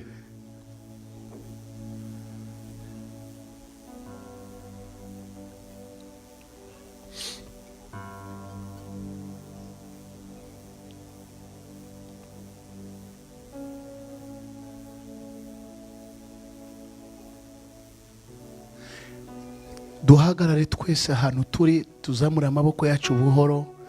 Saint-Esprit avugane n'umutima wa buri wese. Élevons nos mains et l'Esprit de Dieu va parler au cœur de chacun. Uzamura umutima wawe n'amaso yawe. Élève tes yeux et ton cœur. Abantu bazabone imbaraga z'umwuka wera vendredi. Que les gens voient la puissance de l'Esprit Saint le vendredi.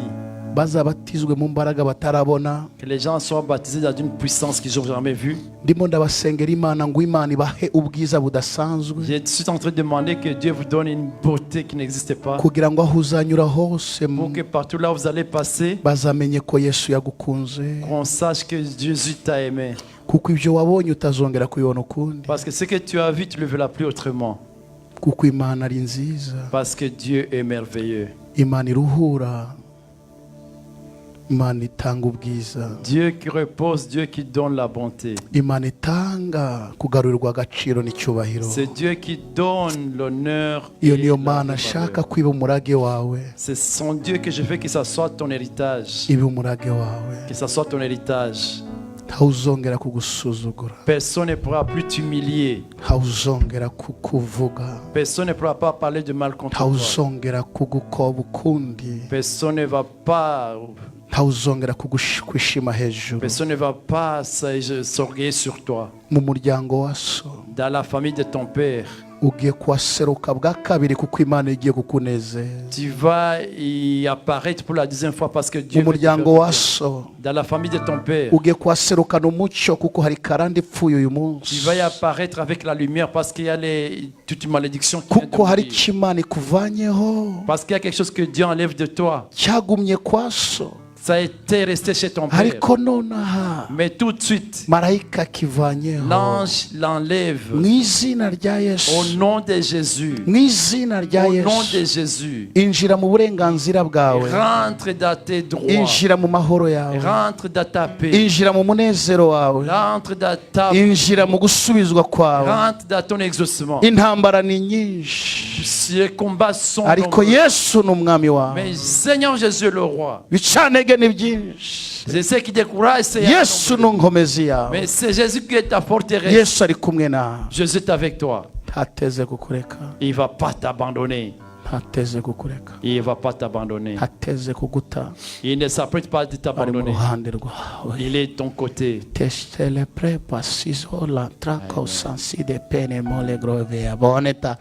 Les aimants, sans le bolé chantra kadidea. Waya size le fait précis bon son tracadé à bon. Alléluia. Amen. Alléluia. Ne veut posséder chantre vado.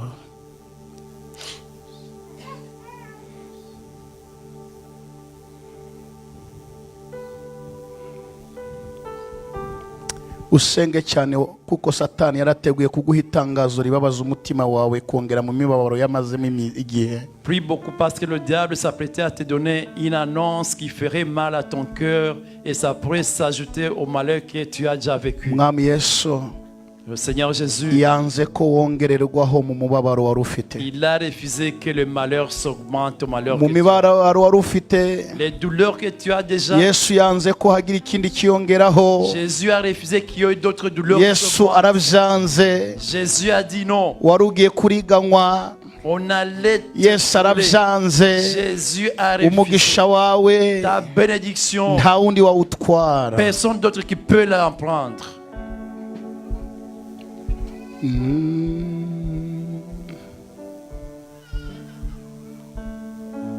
Ikimenyetso Le signe, ndakiguha je vais te le donner. nuko aho utuye C'est que là où tu habites, ugiye kuzahimuka, tu vas déménager. ugenda hagutse, Tu vas aller là où c'est élargi. ugiye kwimuka, Tu vas déménager. wicarane n'uburenganzira bwawe Tu ahagutse. vas t'installer avec tous tes droits là où c'est élargi. Yesu akuvanye mu gisuzuguriro. Le Seigneur te tire de l'humiliation. Mukobwa wa Yerusalemu, Fille de Jérusalem,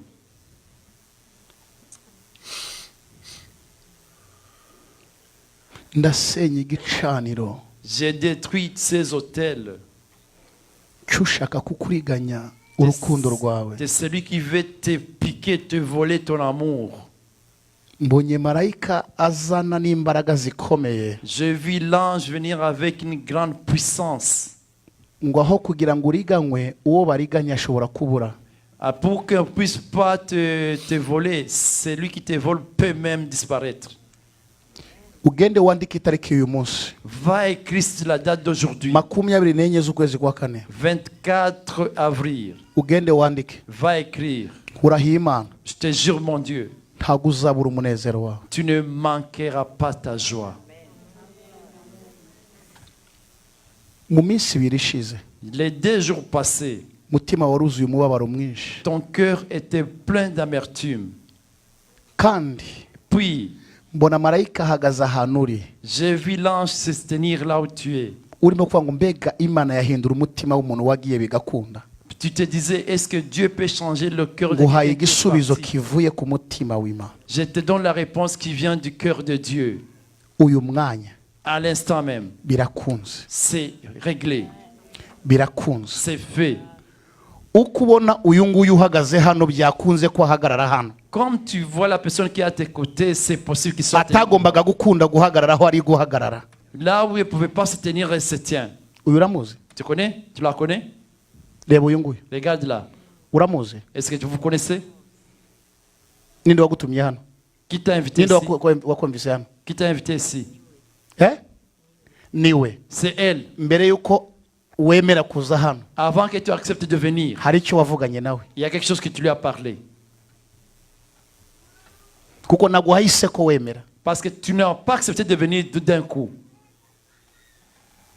Ndavugana nanjye ntiwe ndimo kubaza. Et c'est toi que je demande. Nta kibazo kirimo humura. Il n'y a pas de problème, sois dans le calme. Sibyo? Ni byiza kuba kuwaje. C'est bien parce que tu es venu. Kuko nawe Yesu agomba kukugirira neza. Parce que toi aussi Jésus va te faire du bien. Ni umunsi wo kubohoka. C'est le jour de délivrance. Nawe amateka yawe Et toi aussi que ton histoire agende neza. soit dans le bon tempo.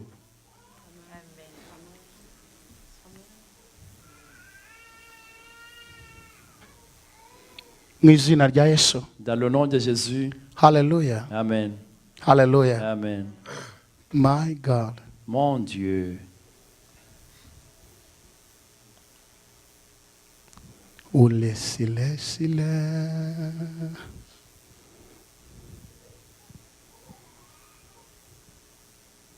Ndagushimiye Mana Je te bénis, Seigneur. kuko umugaruriye umunezero we Parce que tu lui ramènes sa joie n'amahoro ye. et sa paix. Uburiganya bwose buveyo. Toutes sortes de vols qui Mu izina rya satisfassent. Yesu. Dans le nom de Jésus. Amen. Amen. Urizeye ko uburiganya burangiye? Tu penses que le vol est terminé? Kashe. C'est signé. hagarara uvuge ngo mu mezi 3 nanjye Imana impire nk'uko yahiriye Obededomu kandi iruteho kuko nigiye uriho kubw'Imana yanje. Dites que toi aussi dans 3 mois que le Seigneur fasse comme il a fait pour Obed-Edom. Ndashaka kuzamura amasengesho yawe nonaha. Je veux que tu élèves tes prières. Senya ibicaniro byose by'abadayimoni. Détruis tous les hôtels de Irukana imbaraga mbi zose les zaboshizira mauvais zawe. esprits qui ont lié ta vie. Senga n'ijwi ryawe. Prie avec ta voix. Ijwi ryawe nasanze rijya ribohwa n'abadayimoni n'abaruzi. Parce que ta voix est Iyo uvuze cyane quand tu dis winjira mu birindiro byabo. tu rentres dans leur Ugasenya. tu détruis leur défense. Ugatwika. Tu Ukavanaho tu enlèves imyuka yose tous les démons, abadayimoni tous bose les esprits. Imana ikakugirira neza. Et Dieu te fait. N'isaha yawe, C'est ton temps. n'isaha yawe, C'est ton temps. n'isaha yawe C'est ton temps. yo kubohoka. C'est la délivrance. Zamura ijwi ryo gusenga. Élève une voix de Zamura ijwi prière. ryo gusenga. Élève une voix de prière. Tuwe mu masengesho. Éternel des armées, Père.